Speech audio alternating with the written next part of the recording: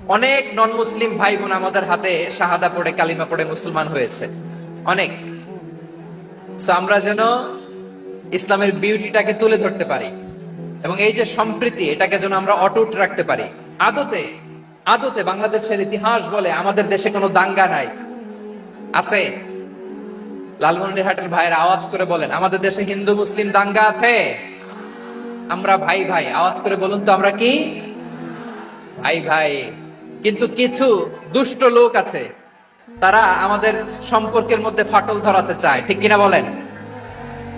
মাঝে মাঝে ঝগড়া লাগাতে চায়। দেখবেন পত্র পত্রিকায় দেখা যায় বিভিন্ন ধর্মীয় উপাসনালয়গুলোতে হামলা চালানো হয়। এগুলো রাজনৈতিক উদ্দেশ্য প্রণোদিত, এগুলোর সাথে ইসলামের কোনো সম্পর্ক নাই।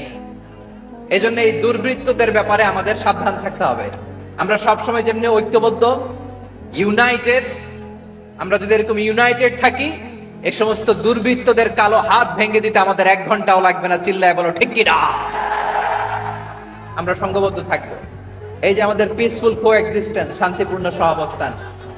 হিন্দুরা পূজা করে, যেদিন হিন্দুদের পূজা অনুষ্ঠান আমরা ওই দিন তাফসির মাহফিল করি না, ঠিক কিনা বলেন?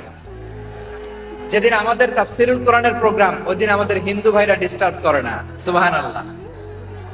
হিন্দুদের পূজা অনুষ্ঠানে মাদ্রাসার ছাত্র যে পাহারা দেয়, গোটা বিশ্বে এরকম দৃষ্টান্ত নজির বিরল, ঠিক কিনা বলেন? আইন শৃঙ্খলা বাহিনীর পাশাপাশি মাদ্রাসার ছাত্ররা যে সেখানে পাহারা দেয়, গোটা পৃথিবীতে এই দৃষ্টান্ত আপনি পাবেন। মাদ্রাসার ছাত্ররা, তারা তো কোরআনের ধারক, তারা হাদিসের ধারক, তারা কেন মন্দির পাহারা দিবে? এই সম্প্রীতিকে ধরে রাখার জন্য, এই সৌহার্দ্যকে ধরে রাখার জন্য, আমাদের পারস্পরিক ভালোবাসাকে অটুট রাখার জন্য।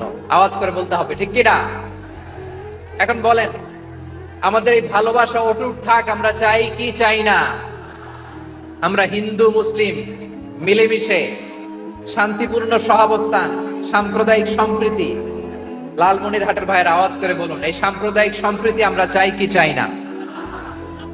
আল্লাহ এই দেশকে তুমি বরকতময় করো, বাংলাদেশকে তুমি শান্তিময় করো। আওয়াজ করে সবাই বলেন আমিন।